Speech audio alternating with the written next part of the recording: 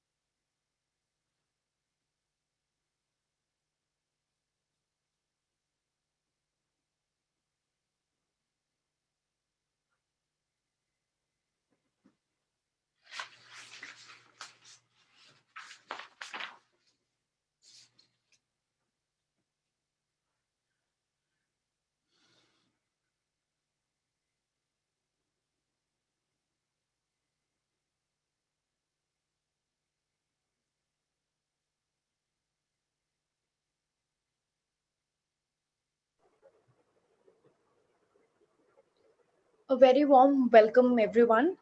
A good evening from Bangalore and at different time zones. Greetings from our team. I'll request Professor Sangeeta Menon, the Head and Dean, Consciousness Studies Program, School of Humanities, NIAS, to please introduce today's speaker and also to start today's session. Ma'am, over to you.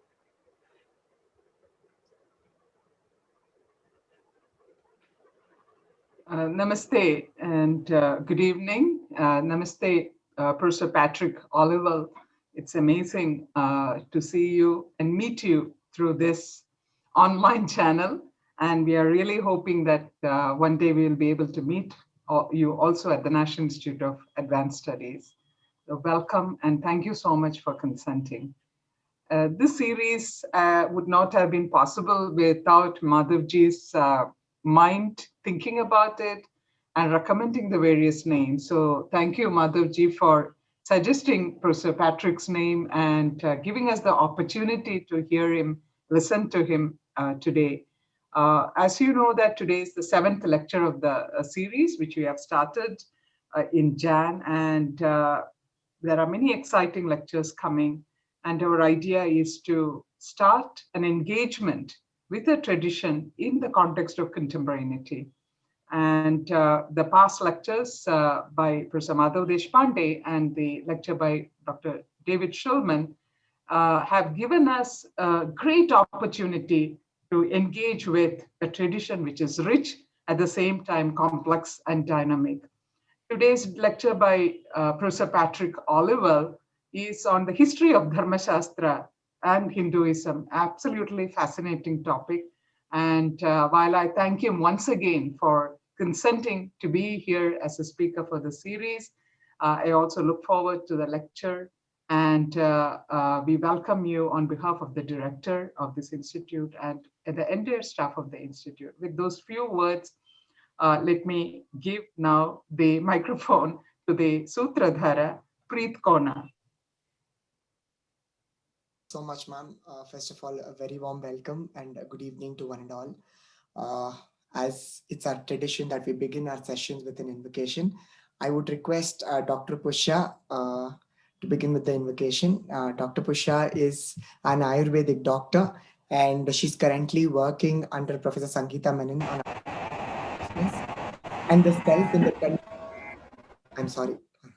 and understanding consciousness and the self in the context of well-being in Ayurveda. That's the topic on what she's currently working on, her PhD. Dr. Pusha, over to you for the invocation. Thank you, Preet. Before I start this, let me just briefly introduce the song that I'm about to sing.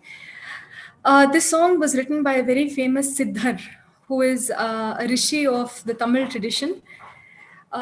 He says in this song, "The revolving doors of life have opened to you, and you swing, inarticulate, unsure, like the movement, liking the movement, aware of release. Then suddenly in the moment, you realize the beauty of liberation. And in that moment, in life and free from it, you become the truth that you perceive." He then goes on to describe this truth, and he loses distinction between himself and what he sees. At that moment, infinite, complete, effulgent with primordial light, pure beyond proof and beyond binary, O one untaught and enlightened, you embody the meaning of all scriptures. Running through mazy paths, I lost myself. See, here he becomes himself again. I lost myself in surrender to the moment. You are the Adinatha, ensconced in time without end. Did life choose a body, or did the body assume life? What would you then call form, O formless one? When the self loses itself, that is when true knowledge is born. So this is the song.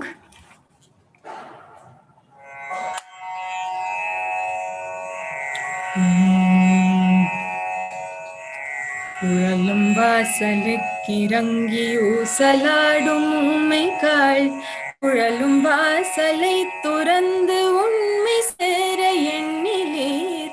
உழலும் வாசலை துறந்து உண்மை நீர் உணர்ந்த பின் உழலும் வாசல் உள்ளிருந்த உண்மை தானும் ஆவீரே. ஆகி நின்று சுத்தமும் பலித்து வந்து போதியாத போதகத்தை ஓதுகின்ற பூரணா வீதியாக ஓடி வந்து விண்ணடியினூடு போய் ஆதிநாதநாதன் என்ற நந்த காலம் உள்ளதே. உடம்பு ஏர் எடுத்ததோ உயிருடம் எடுத்ததோ உடம்பு ஏர் எடுத்த போது உருவம் ஏது செப்புவீர். உடம்பு ஏர் எடுத்த போது உயிரிறப்பதில்லையே. உடம்பு மெய் மறந்து கண்டு உணர்ந்த ஞானம் ஓதுமே. உடம்பு மெய் மறந்து கண்டு உணர்ந்த ஞானம் ஓதுமே.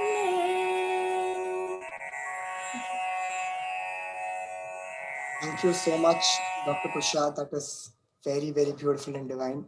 And I think it is a wonderful start, wonderful evening, and wonderful morning for people in different time zones.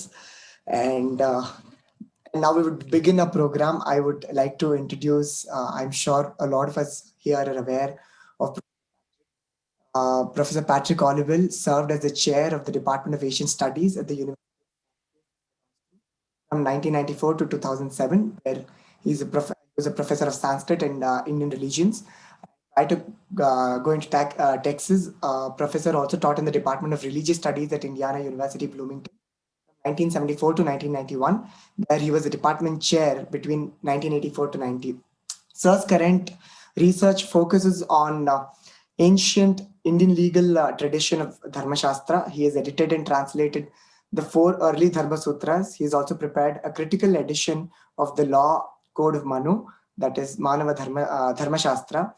A new translation based on the critically edited text was published in spring in 2004 in the Oxford World's Classic series, and the critical edition was published in 2005. And Sir has won several prestigious fellowships, including Guggenheim, NIAS, and ACLS.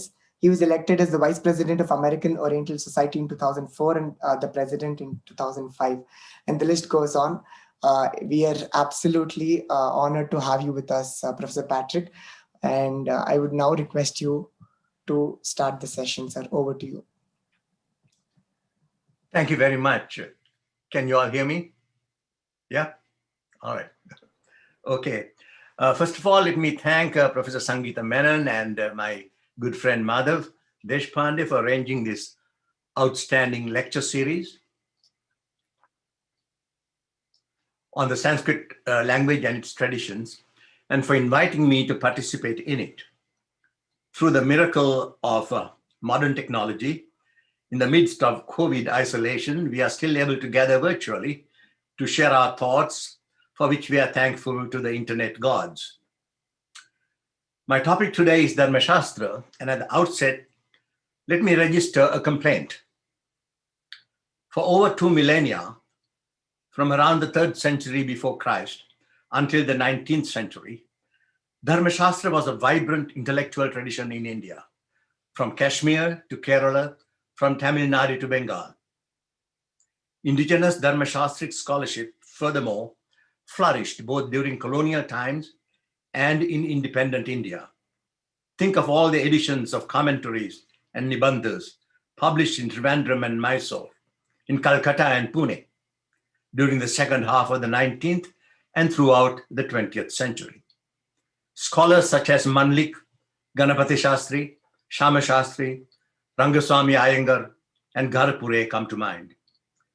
Then there is the monumental work of P.V. Khane, The History of Dharmaśāstra, about whom my friend and fellow Dharmaśāstrin, Richard Lariviere, once quipped that many other scholars who have made a career out of Khane's footnotes. During the second half of the 20th century, there is the great Lakshman Shastri Joshi of Vai, such a generous scholar and administrator, who helped me as a young scholar over 40 years ago to get the Dharmaśāstric manuscript from his institution, the Prajna Patashala. Joshi spearheaded the largest Dharmaśāstric project ever undertaken, the 21-volume encyclopedia called Dharmaśāstra. Now, however, at the beginning of the 21st century, I asked the question, modifying Bob Dylan's song, where have all the Dharmaśāstrians gone? Maybe to medical school, engineering colleges, and MBA factories. There are still a few Indian scholars of Dharmaśāstra, but they are few and far between. It has not received the attention that the grammatical, kavya, and alankara traditions have received within institutions of higher learning in India. And this is a pity, because Dharmaśāstras have codified for over 2 millennia what it meant to be a Hindu. Having gotten that out of my chest, let me return to the topic at hand, the history of Dharmaśāstra. I will deal with 5 subjects: the beginning, middle, and end of the tradition of Smritis, the root text of the Dharmaśāstra. Then the medieval tradition of Bhashya, commentary, and Nibandha, or legal digests. And finally, how the history of Dharmaśāstra mirror the changes in doctrine and practice of what we today call the Hindu tradition. So going to the beginning of Dharmaśāstra, around the time of Ashoka, let's say, the 3rd century before Christ, we should ask the most obvious question: why are there Dharmaśāstras rather than no Dharmaśāstras? How and why did this genre of literature come into being? This is a question that has not been raised in any meaningful way in any of the so-called histories of Dharmaśāstra, a question that needs to be answered, at least hypothetically and tentatively, if we are to understand the history, early history of this literary tradition. In my own writings, I have given 2 answers, the second supplementing the first.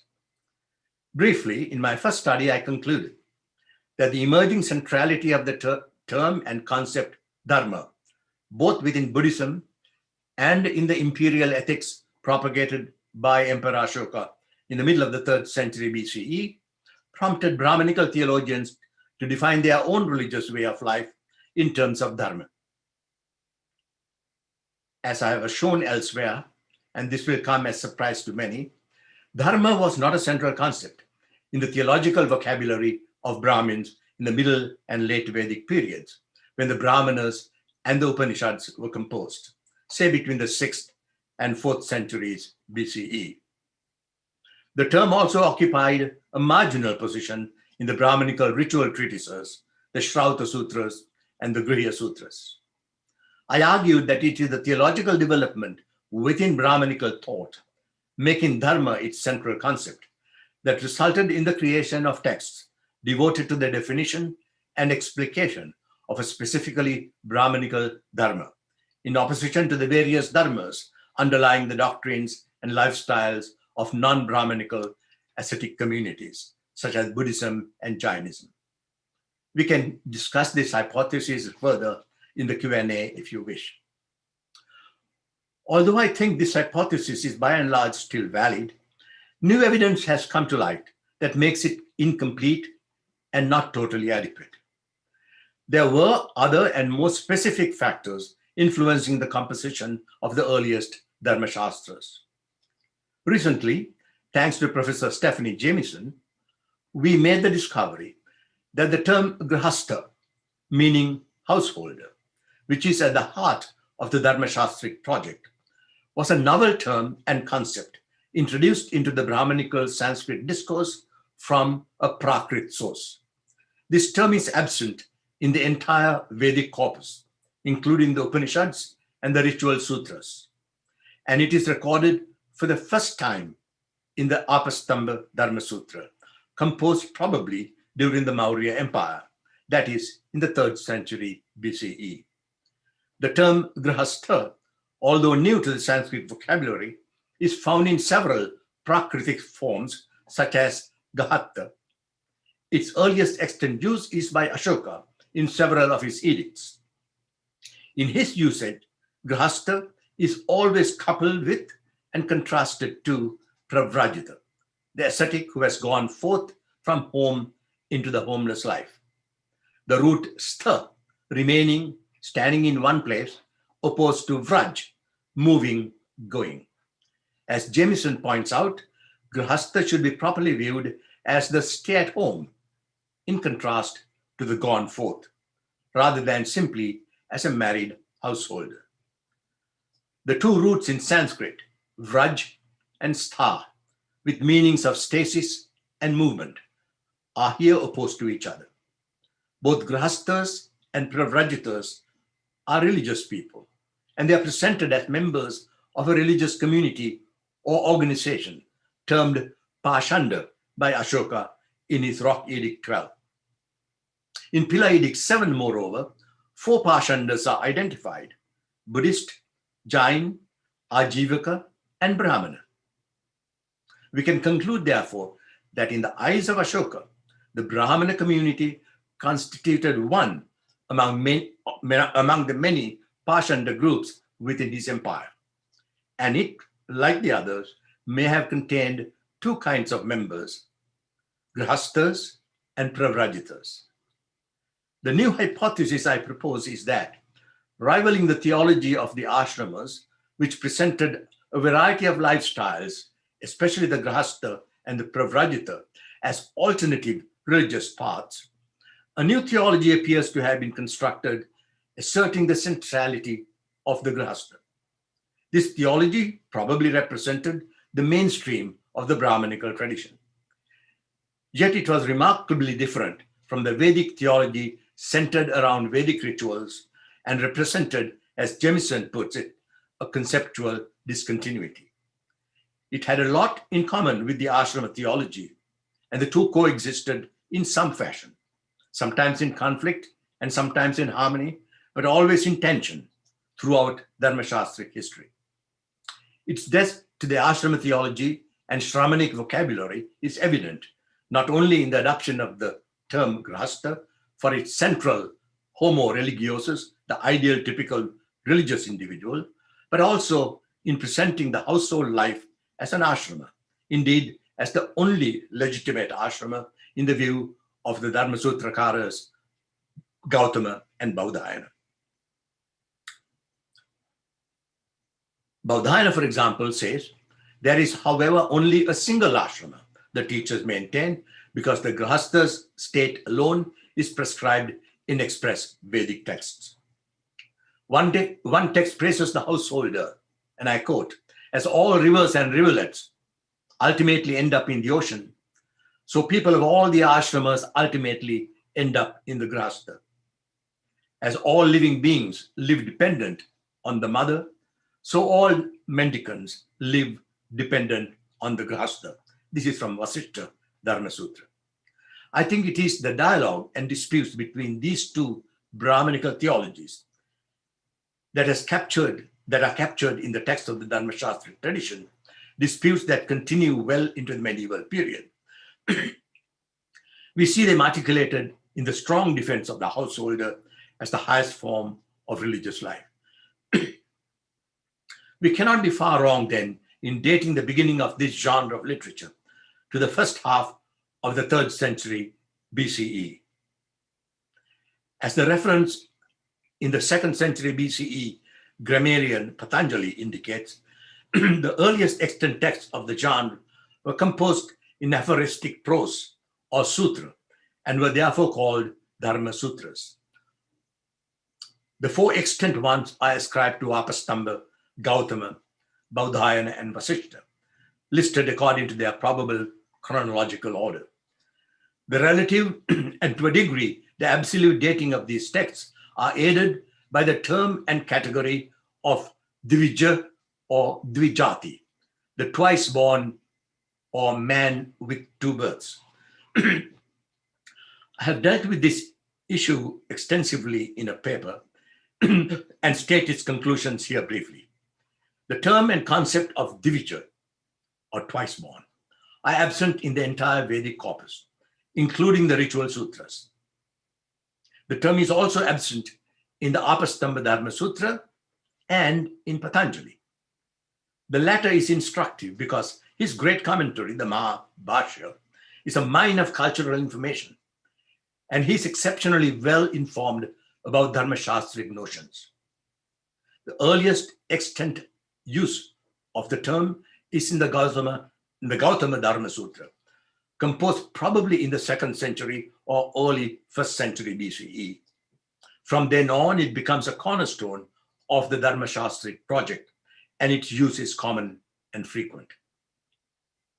The conclusion then is that the category Dvija was absent in the earliest period of Dharmaśāstra textual composition, and that the category was invented after about the middle of the 2nd century BCE. The purpose was to bring under the hegemony of Brahmanical ideology articulated in the Dharmaśāstras all the so-called upper levels of the social hierarchy, and to thereby exclude other segments of society, including Shudras and non-Brahmanical religious traditions, which are often termed Shudra in these texts.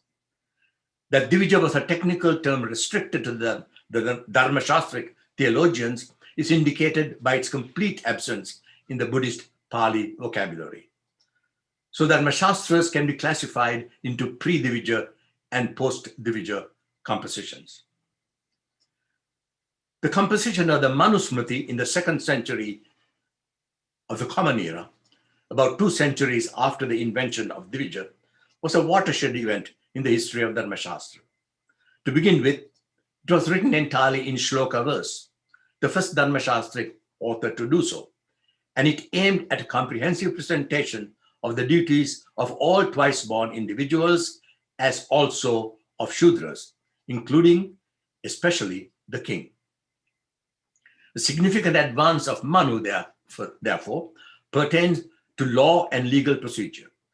It is clear that Manu had before him a copy of Kautilya's Arthashastra and incorporated much of the legal and procedural material from it. These sections comprise chapters 7 through 9, amounting to 1/3 of Manu's text. His classification of the Vyavahara Padas, or subjects of litigation, into 18 remained paradigmatic in later Dharmaśāstric literature. Another significant subject Manu introduced into the Dharmaśāstric discourse is Moksha, or liberation, a central idea of Indian religions that did not play a major role in early Dharmaśāstric history. A major political transformation took place in northern India in the 4th century CE, about 2 centuries after Manu, when Chandragupta and his successors asserted dominion over much of northern India from their hereditary base in eastern India. For the first time since the Mauryas, another Indian empire emerged. But unlike the Mauryas, the Guptas were deeply Hindu and satisfied Manu's ideal of a king devoted to Brahmins. All the post-Manu writers of Dharmaśāstras were indebted to him in numerous ways. They followed his lead with regard to both content and literary style, writing for the most part in shloka verse. Yet we see the developments in a variety of ways of Dharma, most especially in religious orientation and jurisprudence. Although in all likelihood there were dozens of such writers, there are only 4 whose works have survived: Yajnavalkya, Vishnu, Narada, and Parashara. Of these, Yajnavalkya was the most influential writer in terms of his impact on the later legal tradition.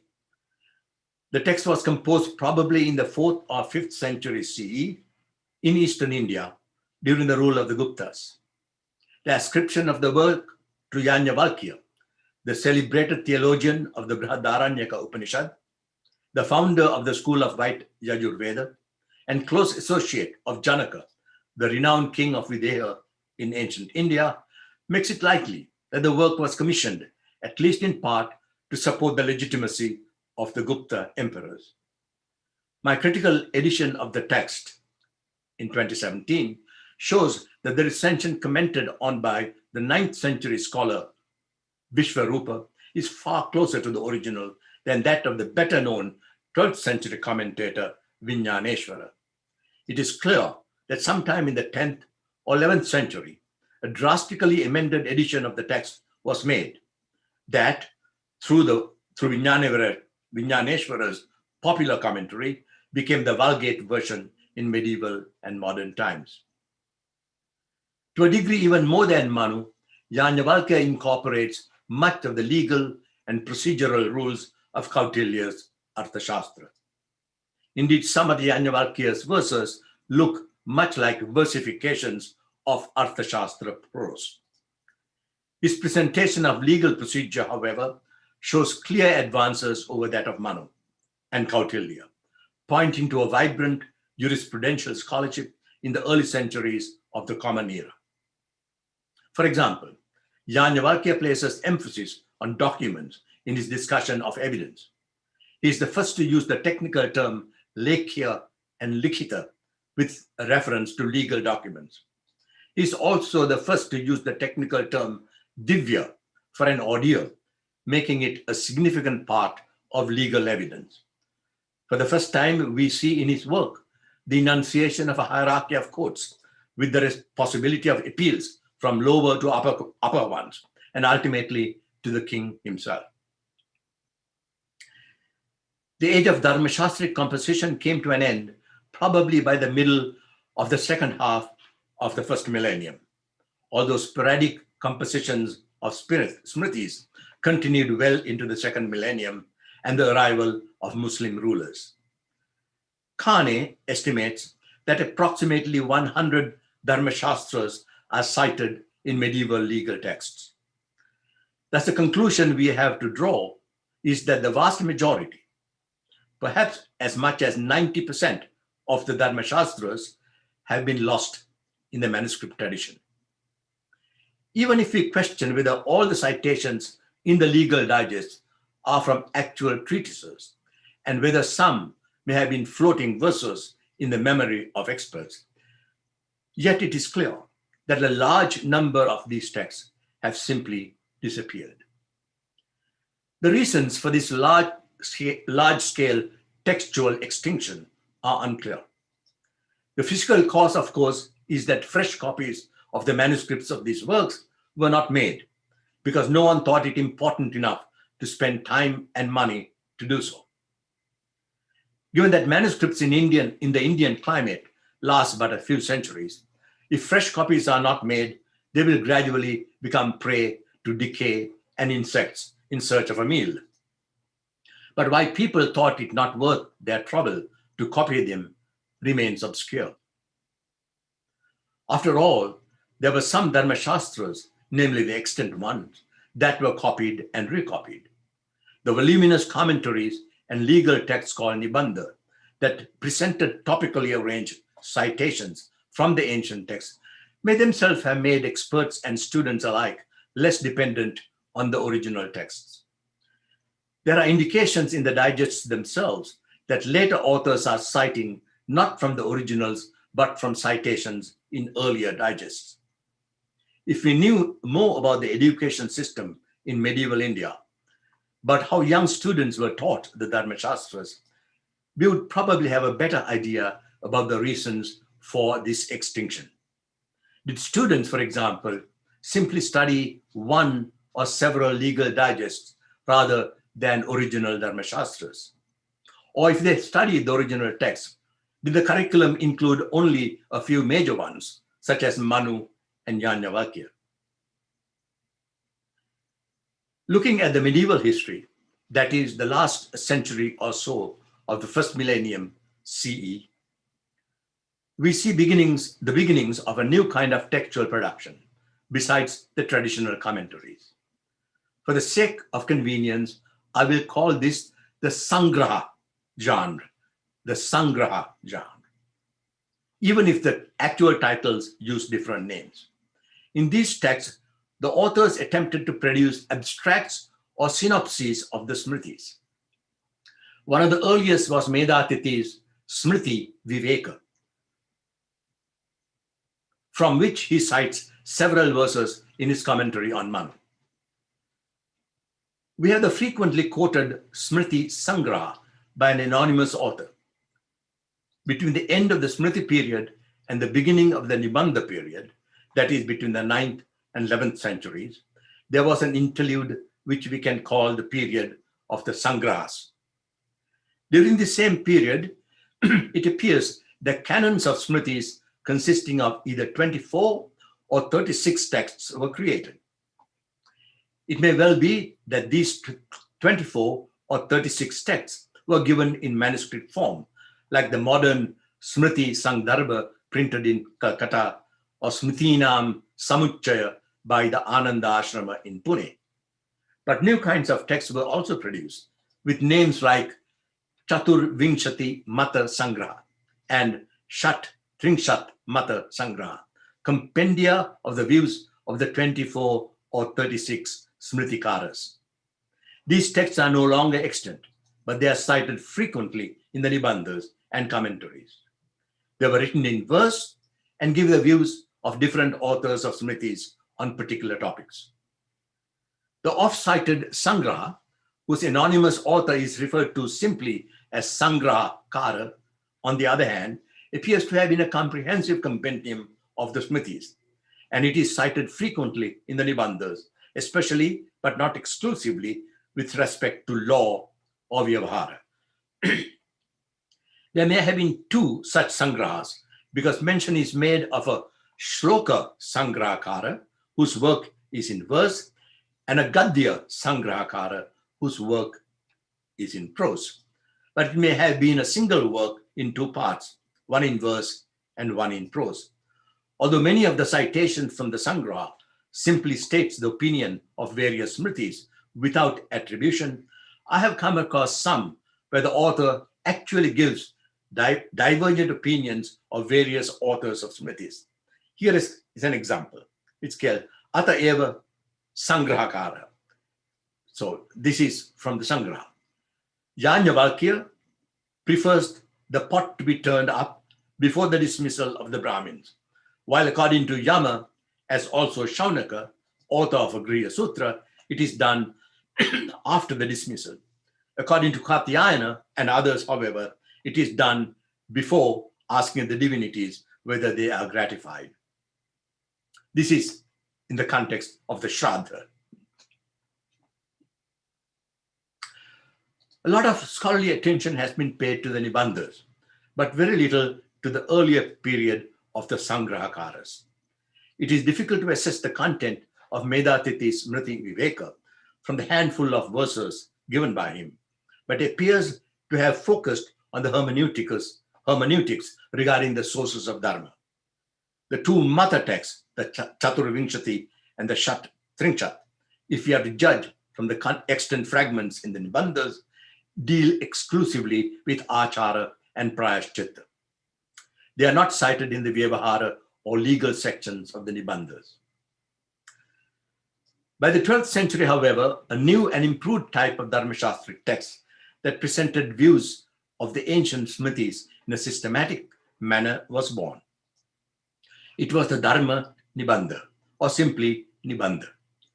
This text did not simply give the views of the Smritis in condensed form found in the Sangrahas, as we saw in the passage I cited, but actually give full citations from the Smritis with brief commentaries interspersed, so as to create a narrative and to remove any apparent contradictions among the Smritis. In more substantial and systematic ways, the Nibandhas introduce innovations in belief and practice of Hinduism.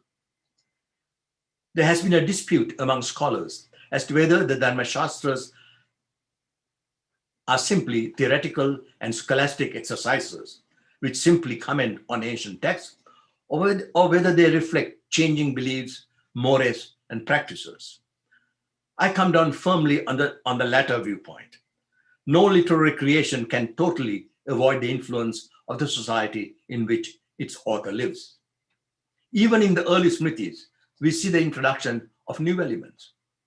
Manu introduces the new ethics of ahimsa and favors a vegetarian diet. Meat and killing is allowed only within the narrow confines of the Vedic ritual. As we saw, Yajnavalkya, writing during the Gupta period, 2 or 3 centuries after Manu, makes legal documents central in litigations, something about which Manu is silent. He and Smriti authors after him also have expansive accounts of ordeals as evidence in litigation. When we come to the 7th century Vishnu Smriti, composed in Kashmir, we find for the first time recorded the practice of a widow immolating herself with her dead husband, the custom of sati. The history of resistance to and acceptance of this notorious custom within the history of Dharmaśāstra has been finely delineated by my former student, David Brick. It is, however, in the commentaries and Dharma Nibandhas where we encounter substantial new sections with new Hindu beliefs and practices. The most obvious is the incorporation of temples and divine images and modes of puja into the Dharmaśāstric discourse. It may come as a surprise to many that temples and image worship are absent in the early Dharmaśāstras. Image worship makes an appearance in the Vishnu Smriti, understandable given that it comes from a Pancharatra background. But when we come to the 12th and 13th, when we come to the 12th century, 13-volume monumental work, the Kritiya Kalpataru by Lakshmidara, we have entire books devoted to such topics. There is the Pratishtha Kanda on the consecration and installation of divine images in temples. The Tirtha Vivechana Kanda dealing with various places of pilgrimage and their Mahatmyas. The very extensive Vrata Kanda deals with the various vows and practices, vratas on each of the 14 days of a fortnight, on the full moon day, and a large number of other such as Shiva Vrata, Chandika Vrata, Surya Vrata, Yama Vrata, and the like. Further vratas are mentioned on various nakshatras and months. Unfortunately, these nibandhas have not been mined by historians of religion to understand the development of and introduction of new elements into the Hindu religious history. Once again, David Brick's work on sati and the position of widows, which I previously mentioned, is an exception. In one sense, then, the history of Dharmaśāstra reveals the history of Hinduism. Dharmaśāstra tells people what to do and when to do it, whether it is the quotidian task of brushing the teeth, taking a bath, or going to the bathroom, or calendaral events such as shraddhas, weddings, and various sanskaras. But in another important sense, it is not the total history of Hinduism. It has little to say about the lived lives of marginal groups.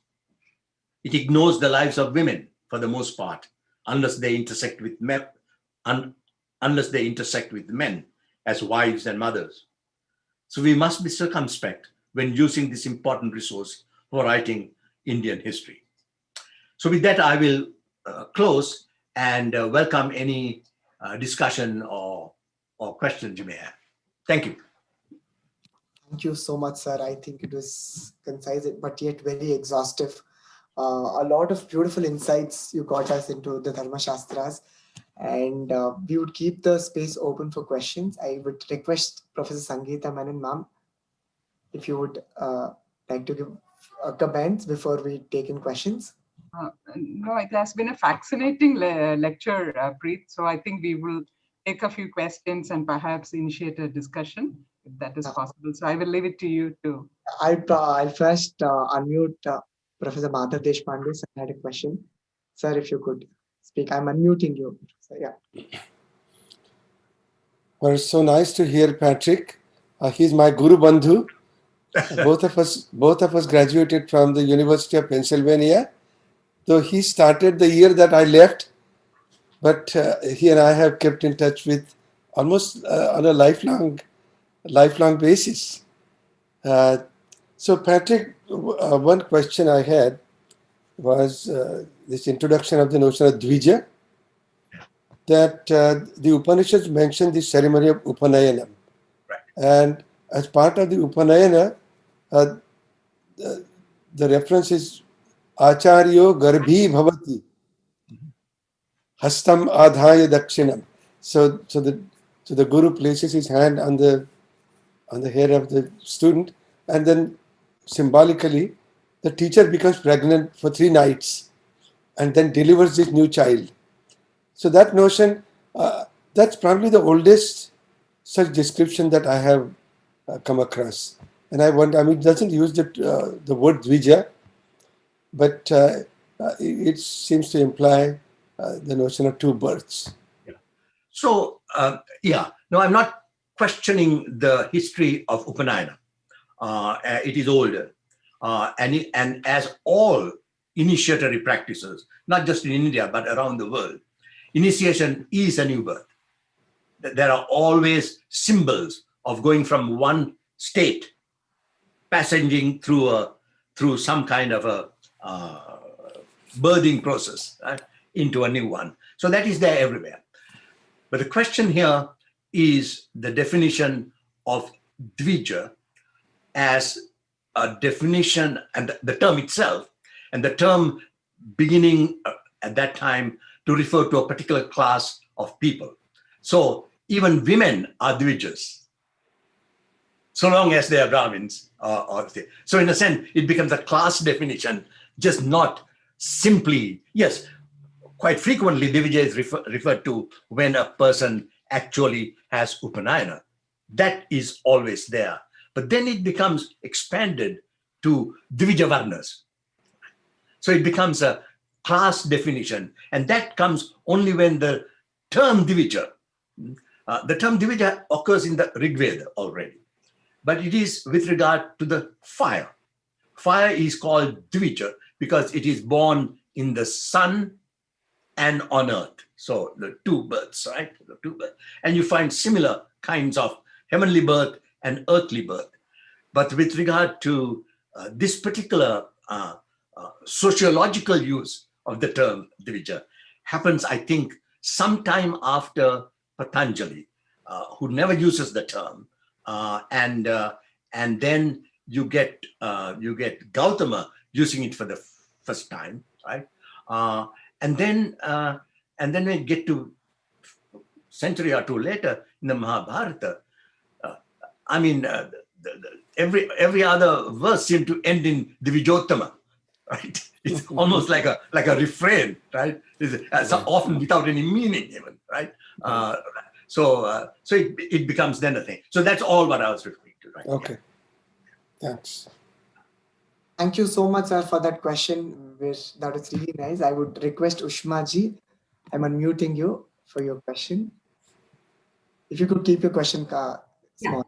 It's very brief. So I freelance at the British Library, and I was going through all the 19,000 manuscripts that they have of Sanskrit. And to my surprise, I found only 29 on Dharmaśāstras, lots on poetics and things.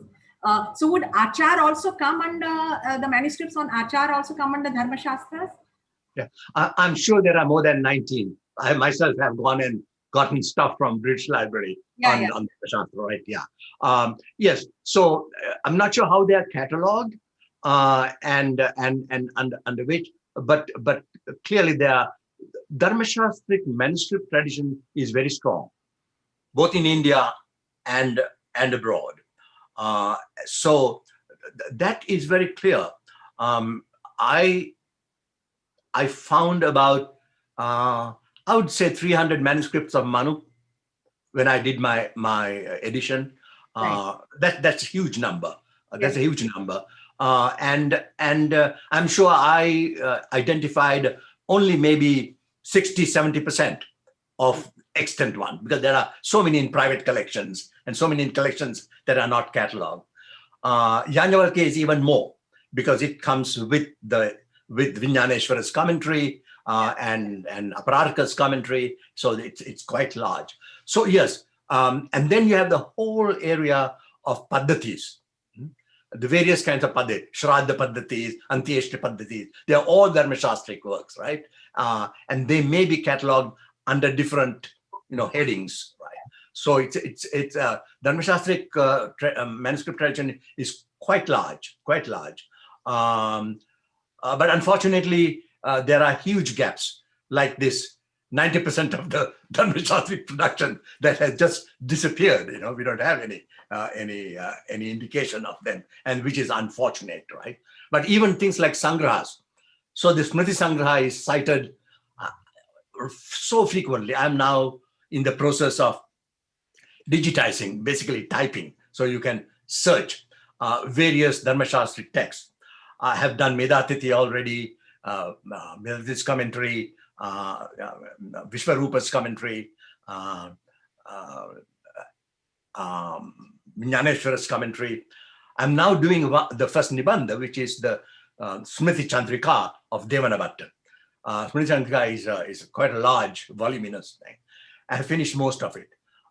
He, especially in the Vyavaharakanda, refers to Smriti called the Sangrahakara almost on every page, right? But we don't have the Smriti Sangraha.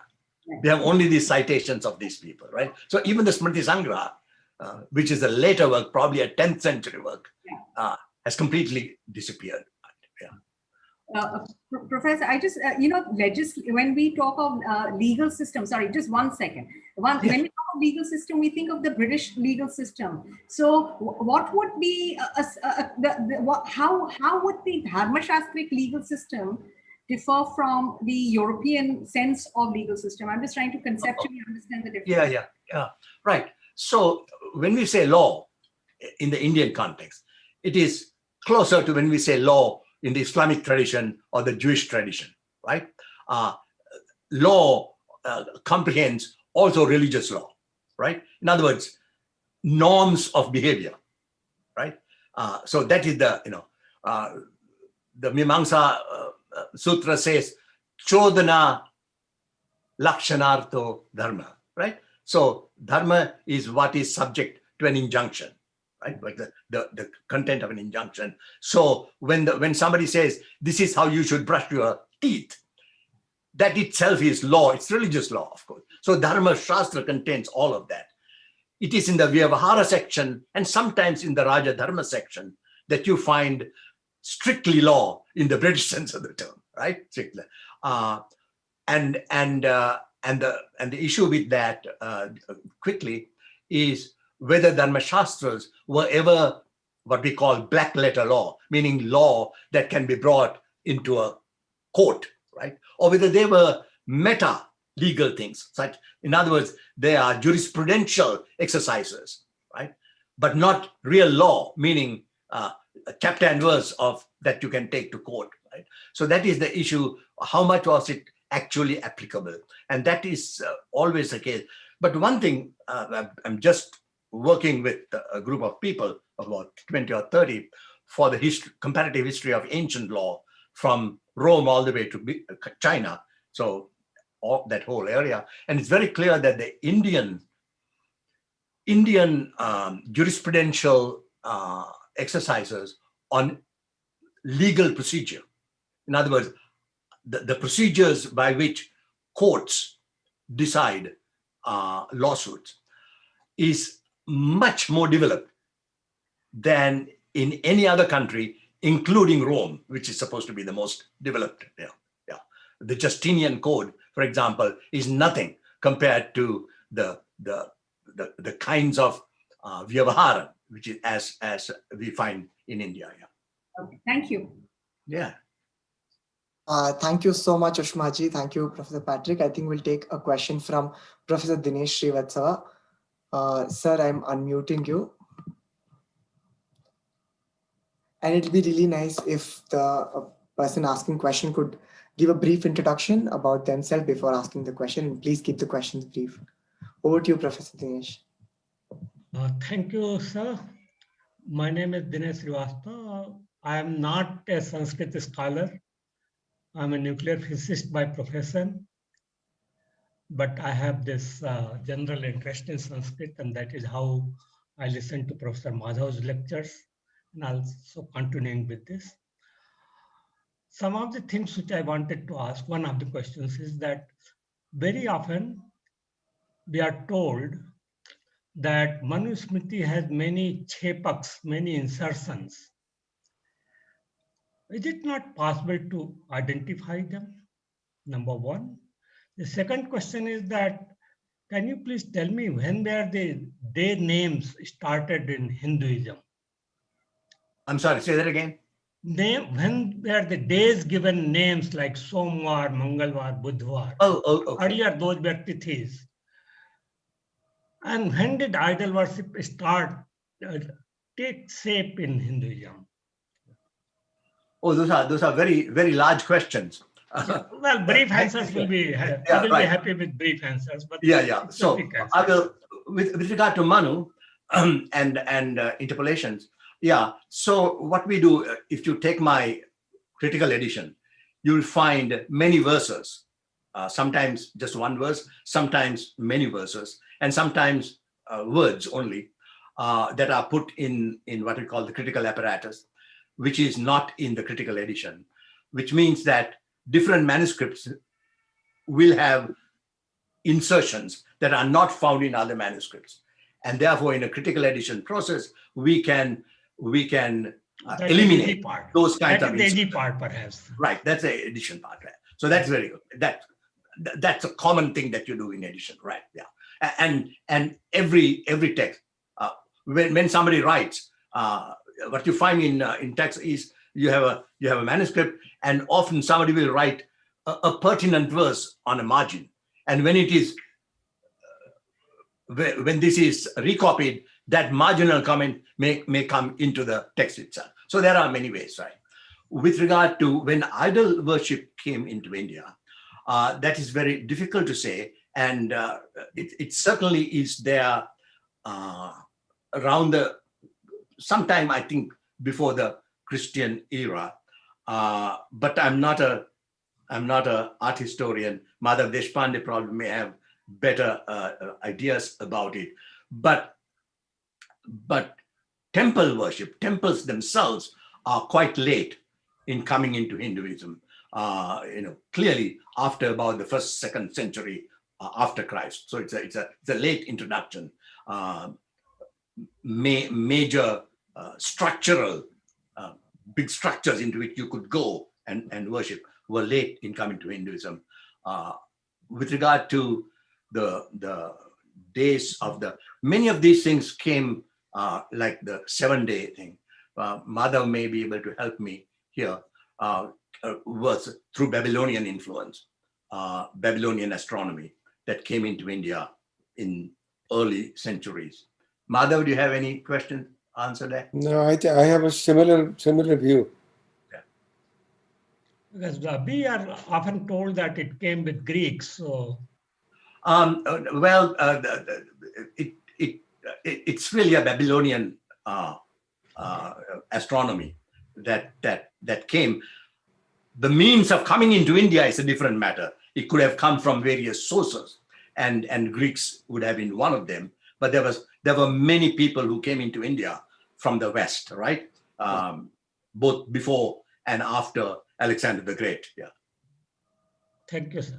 Yeah, you're welcome. Thank you. Thank you so much, Professor Dinesh. I would now request, I'm unmuting Narasimhamurthy ji for your question. Sir, it would be nice if you could briefly introduce yourself, and please keep the question brief. Thank you.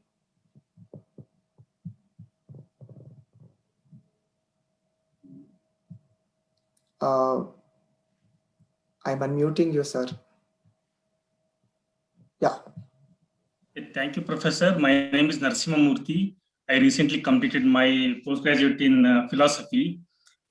Professor, my question is you speak about Pashandas. So are they similar to like these Varnashrama dharmas like Brahmana, Kshatriya, Vaishya, Shudra, or like they're similar to like Brahmin and the Brahmacharyas, and Brahmacharya and Vanaprastha and all those things. I didn't understand that Pashanda part properly. No? Thank you, Professor. Yeah.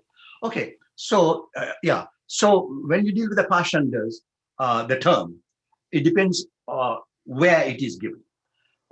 In most of later literature, whether it is Buddhist literature or Brahminical literature, Pashanda always refers to the other, not us, this other. And generally the others are bad, right? They're put down. So when Brahminical sources talk about Pashandas, they're either Buddhists or Jain for the most part, right? And they're always ascetics in some sense, right? When the Buddhists talk about Pashandas, they are generally Jain or other kinds of non-Buddhist ascetic, right? But if you go back to the earliest history, this is I don't know whether you can see this. Can you see it? You can see it. Okay. This is the book that we just published. And my friend, Joel Brereton, has his first chapter on actually the history of the term Pashand, right, in this book. The earliest use of the word Pashanda that we have is from Ashoka. And Ashoka uses the term Pashanda as a religious organization, right? Not a social organization, not Brahmin, Kshatriya, Vaishya, nothing like that, right? A religious organization. It's something like, if you're in the West, we would call Catholics and Anglicans and Protestant, you know what I mean? The kind of religious associations. Demographically, you could say this is a Buddhist, this is a Hindu kind of thing. And that's what, without any, it is a neutral term. So it doesn't have a pejorative or any other nuance, right? Ashoka uses Pashanda, and he calls the Pashandas, he mentions 4 Pashandas: Brahmins, Ajivika, Buddhist, and Jain, right? 4. And he says Anyet, so other Pashandas. So there were others whom he doesn't mention, right? So that is what I think Pashanda is in this. But in later times, Pashanda takes on this negative, pejorative meaning, always used with regard to the others. Right? The term Pashanda in a neutral way is also found in Kautilya's Arthashastra, which has this kind of a neutral term Pashanda. Thank you so much, sir. I would now request Abhishek Tripathi ji for your question. Sir, please introduce yourself and please keep the question brief. Thank you. One second.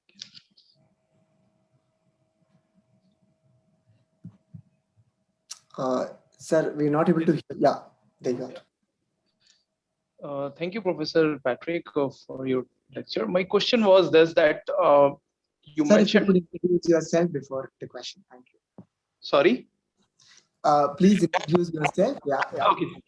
My name is Abhishek Tripathi, and I'm also just completed my post-graduation in philosophy from Nalanda University. And I'm interested in Upanishadic wisdom. So my question is, you were talking about that it's if we look at Brihadaranyaka Upanishad, a sage Yajnavalkya himself is a householder, right? He himself is a householder, and we know the famous dialogues with his wives and so on. And mentioning that the word grihastha was not a part of Upanishadic or Vedic literature goes contrary to what it is mentioned there, in my understanding. And no, it does not.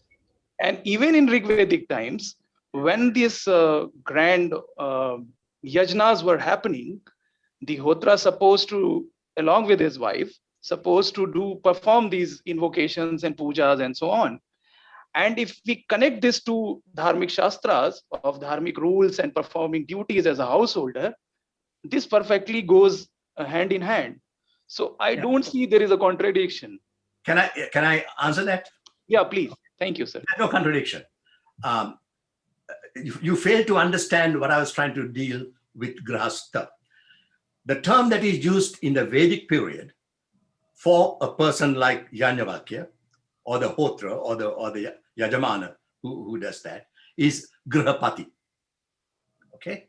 The term used is grihapati. And the housewife is called grihapatni. Right? That's the word.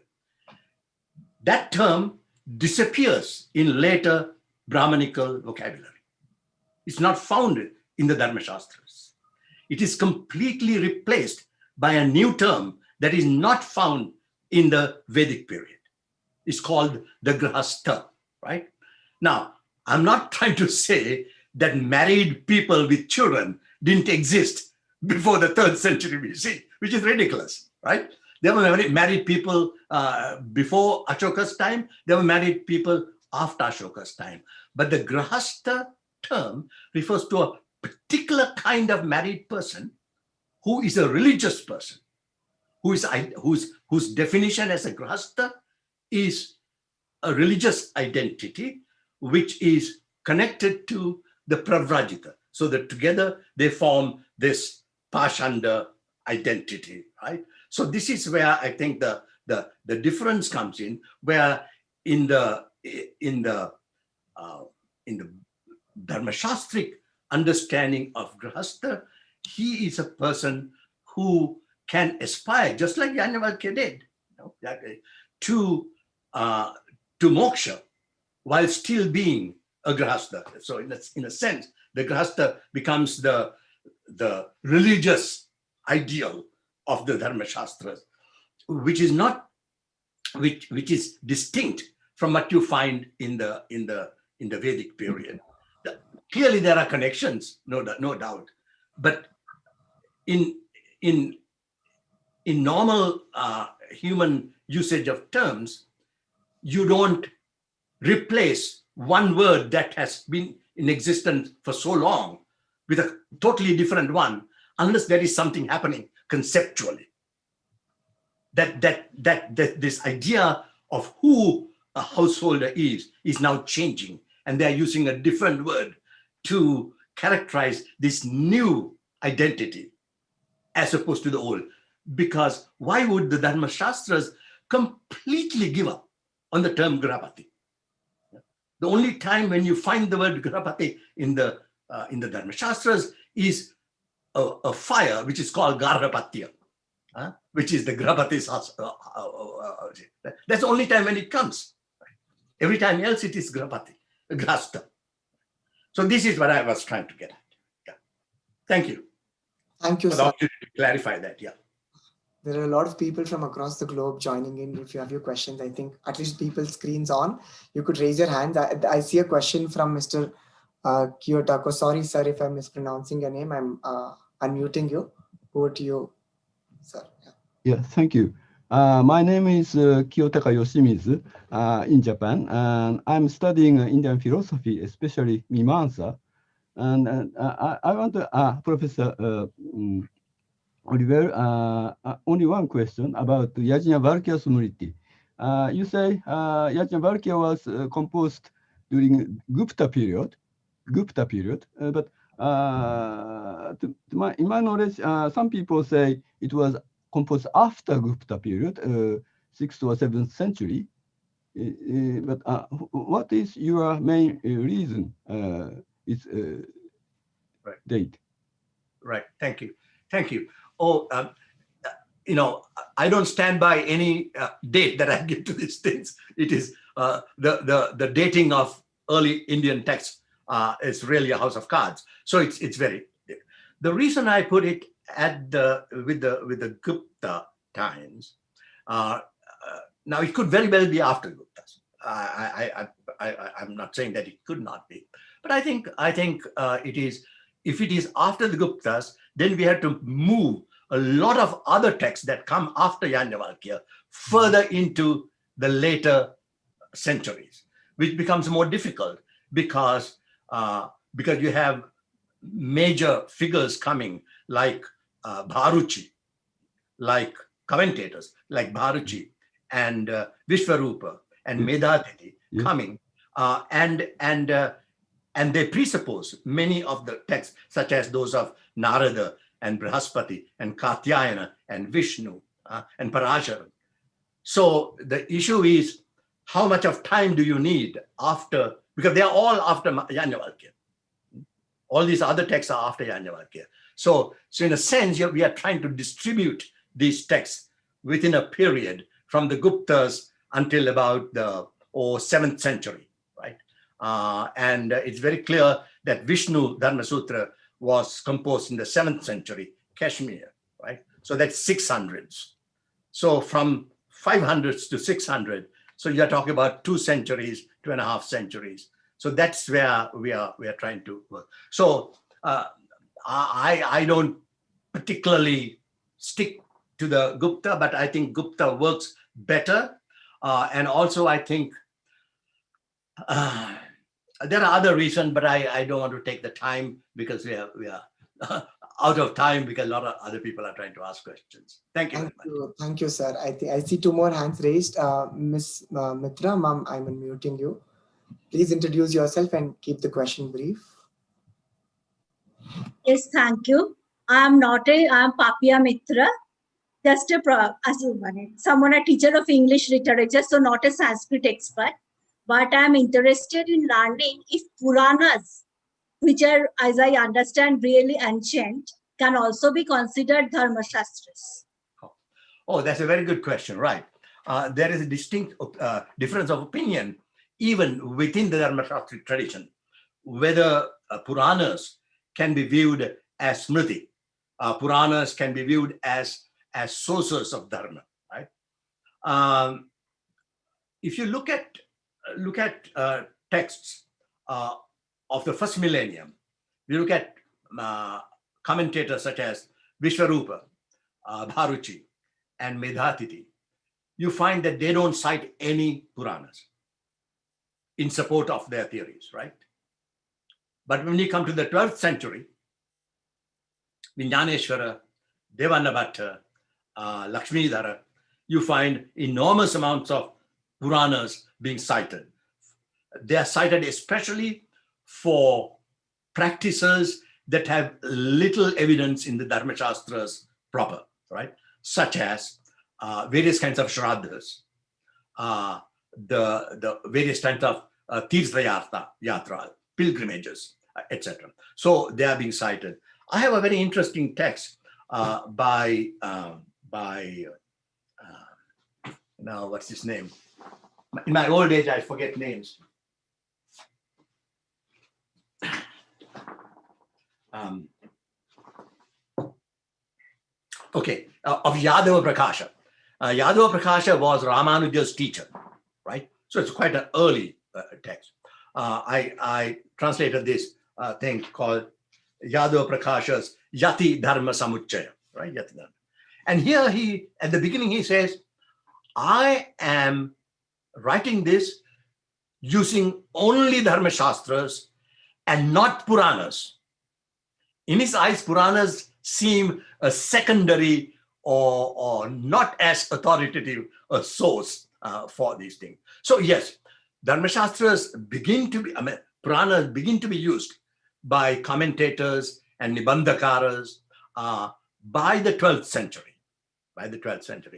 but much less before that. And when we come to his like 11th century text that we have here, he knows that Puranas, people use Puranas, but he says, I'm not going to use it. I'm going to use the best, meaning the Vedas and the Smritis, right?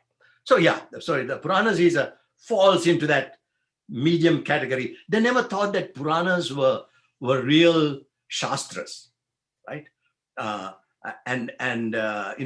own teacher, Ludo Roche, wrote the book on Puranas, and it's very difficult to tell, the beginning and the end, and they had two manuscript tradition and an oral tradition, right? Puranas were recited and chanted and etc. So Puranas have a difficult textual history, and I think reflected in their use in the Dharmaśāstra authors.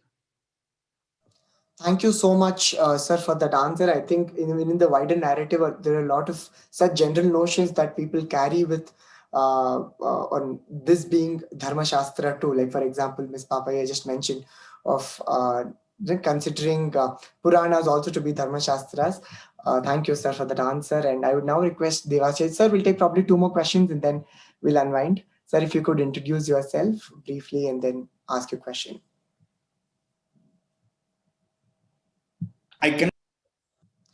I'm sorry. Sir, you went mute. Can you unmute yourself again? Yeah. Okay. Thank you so much. Thank you, Professor Patrick. A wonderful lecture. It reminded me the lecture you gave in the university 2 years ago on the notion of Parivrajaka. I am from Hindu College. I teach philosophy, Hindu College, University of Delhi. My question is of this nature. Now, as I listened to you, even the lecture also 2 years ago, you seem to suggest the centrality of the household tradition, the Grahastha, according to Dharmaśāstra, at least the early Dharmaśāstras. Fine. Now, I was wondering to ask this question. Is it with 8th century Adi-Shankaracharya, when he reserves the term mumukshatva only for a particular kind of ascetic, which leaves the household? So is it a kind of revolutionary strategy Or I also see that his argument with Mandana Mishra, Brahmasiddhi author, where there is a, coming back to the tradition what they have said, householder can be mumukshu, staying in the household. I would like to get your comments on this, sir. Yeah. No, this is a eternal thing. In my now 25-year-old book on the ashrama system, I try to deal with that issue because the ashramas themselves are a compromise. It's trying to see the dispute between the grahastha tradition. After all, a minute ago we got a question about grahastha or grahapati in the Vedic tradition, right? With Yajnavalkya and all. So there's the ritual tradition where the householder with his wife is at the center of the ritual tradition. And then you have this ascetic tradition where not marrying, celibate lifestyles, etc., and ideal of moksha. This is a very, very controversial thing, and there is no one solution. If you look at various authors, they will have different solutions to that, right? Clearly, in the philosophical traditions, right? Advaita Vedanta, that kind of a thing, even Sankhya, right? Asceticism is paramount, right? It's at the very thing. But when you come to the Dharmaśāstra tradition, grahastha is the center, the heart of the Dharmaśāstric enterprise, right? So it's a issue is not that basically in the Hindu Buddhist traditions, you cannot have ascetics without grahasthas, right? Because they have nothing to eat, they'll die.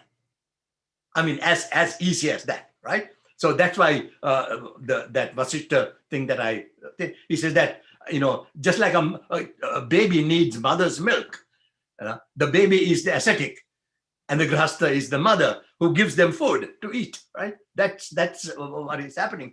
But on the other hand, you find that the ascetic is the athlete.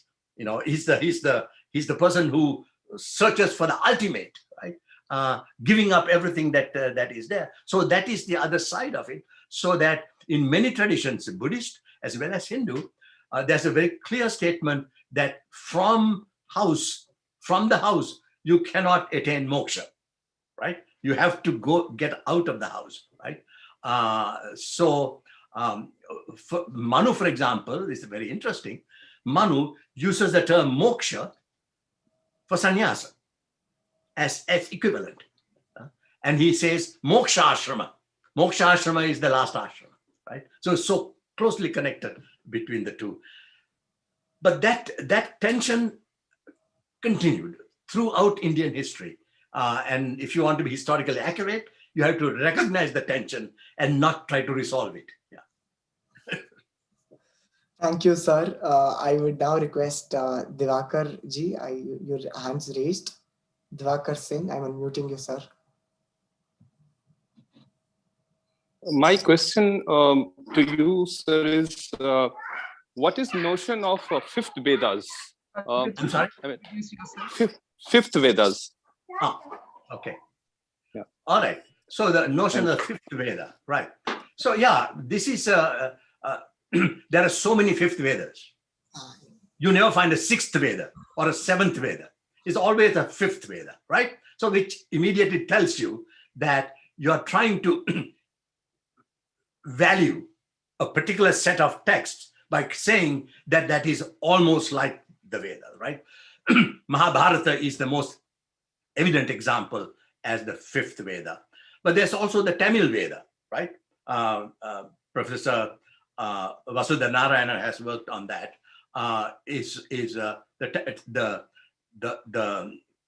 The texts of the Vaishnavas are called the Fifth Veda. So there are many. Look at Ayurveda, right? Again, the Veda, right? Ayurveda. So there are many texts that are, and that is very clear. India has this thing. The main thing is three, right? There are three Vedas, but then it becomes always 3 + 1, making it 4. So you have 3 Vedas plus the Atharva Veda, 3 varnas plus the Shudra. So there are 4. And often there is a tendency to do a 5th. And 5 is important in India, the term 5. Of course, there are, if you look at my hand, there are 5 fingers. 5 is an important totality, right?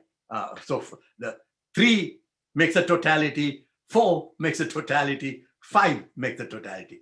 You don't find a 6th. You don't find a 7th.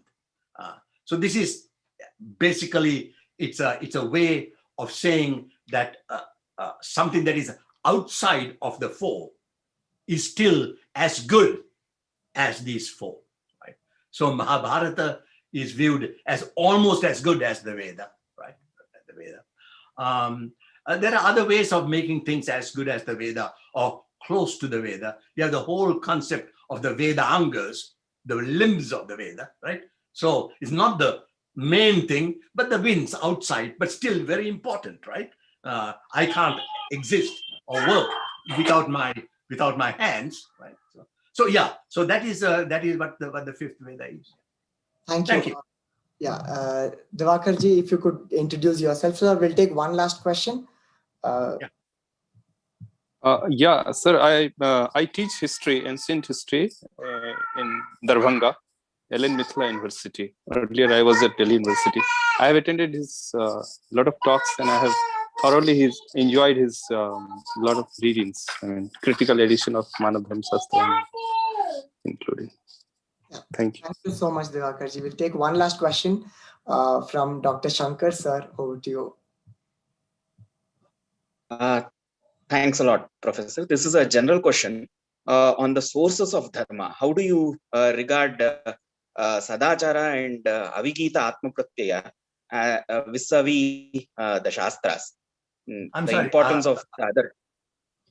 Okay, I couldn't get the second one. You had the Sadachara, okay. The Sadachara and Avigita Atma Pratyaya, the unbiased personal opinions. Okay. You don't find that in the Dharmaśāstras. That's not a category you find. Oh, that's not a category you find in the Dharma. Okay, sir. And so Sadachara? Sadachara, yes. The issue of Sadachara in terms of what they call Dharma Pramana, the sources of Dharma. Sadachara or Shishtachara is one, and the other is the Smriti, which is the written form, and other is Shruti. Shruti, Smriti, Sadachara, the 3 things that you find. Now, Atma Pratyaya, you find that here and there, but not as a source of Dharma, right? Not as a source of Dharma, or in any way. It's even in Yajnavalkya Smriti, they're saying Yogena Atma Darshanam, so seeing the self through yoga as the highest thing. Yeah, that is always there, right? But they never bring it and said actually the Dharmaśāstric indictment of Buddhism, or even Brahmanical indictment of Buddhism, is that it is dependent on some kind of intuition of one individual, his buddhi, right? He became Buddha one day and said, hey, I know this, right? And Brahmanical and Dharma, no, that is not a true source of knowing the Dharma. You have to go to the Veda, which is apaurushaya, has no human author. Therefore, we can understand. So that the Brahmanical view, and when you come to Sadachara or Shishtachara, it is not the achara of an individual, but an achara of a community. It's a community norms. Right? That is important. Maybe incorporated or in the activity of a single human being, but he actually incorporates the standards of a whole community. And that is, I think, the difference here you find between the Brahmanical view of Dharma, which is much more of a socially anchored behavior pattern, norms, and a much more mystical tradition, where individual experience comes to the center. Yeah. Thank you. Thank you. Thank you so much, sir. With that, we would wind up the Q&A session. Thank you so much for the patient and careful hearing of each question and for such exhaustive answers. I would now request Professor Sangeeta Menon to give her final comments. Thank you so much, Preet. I was just awestruck to imagine the complexity behind the idea of dharma. And perhaps I don't think I have personally thought about in this richness before listening to Professor Patrick Olivelle, and how he has contextualized the complexity of dharma within the tradition is also very, very interesting. So I personally thank you, Professor Patrick Olivelle, for being here and for your very erudite sharing of your expertise and knowledge. I also thought I should say a word about people from very different countries here. The scholars from Japan, scholars from Netherlands. Thank you, Dr. Oud, because I saw your name in the message. And there are several names. I'm not calling out to anyone. Vitush from Argentina. And there are so many scholars from outside India as well at this point listening to this lecture. I'm not calling out all the names, but a big thanks from us for being there and sharing this forum. As Professor Patrick Olivelle said in the beginning, it's amazing, the new dharma of digital technology, which brings the community together and gives more importance to the community than the individual. Thank you. Over to you, Preet. Thank you, ma'am. Yeah, and continuing to thank the internet god, that is what sir mentioned. And thank you, sir. I would now request Niharika Sharma for informing us about the upcoming lecture and the formal vote of thanks. Niharika ji is currently a doctoral scholar, and she's working with Professor Sangeeta Menon on Kashmir Shaivism. Niharika ji.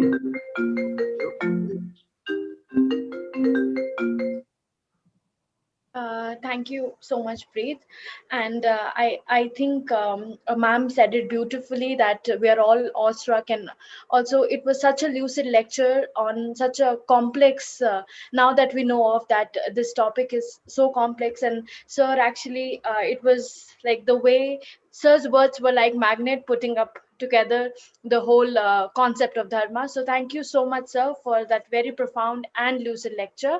And I'll also thank Professor Sangeeta Menon for putting all this together, and Professor Madhav Deshpande, of course, for actually giving us the chance and opportunity to meet all these scholars. Yes, on a Zoom platform, but the screen actually is pouring with knowledge, so we don't mind sitting in for hours and listening to such eminent scholars. So thank you so much, ma'am and sir, for this wonderful course. And at the end, I would also thank Preet for organizing and coordinating the entire course. Thank you, Ashwini and Abhishek, for all the back support. And for the upcoming lecture, it is another interesting lecture in the basket by Professor Richard Salmon. The topic of his lecture is Indian inscriptions, Prakrit, Sanskrit, and everything between, the grand paradox of Indian epigraphy. The lecture is on 10th March 2021, 9:30 a.m. IST, that's the Indian time, and 9th March, 8 p.m. PST. So thank you so much. Thank you everyone for joining us at very different time across the globe. So we hope to see you in the next lecture as well. So thank you. Have a good night and a great day for some. Thank you. Thank you so much.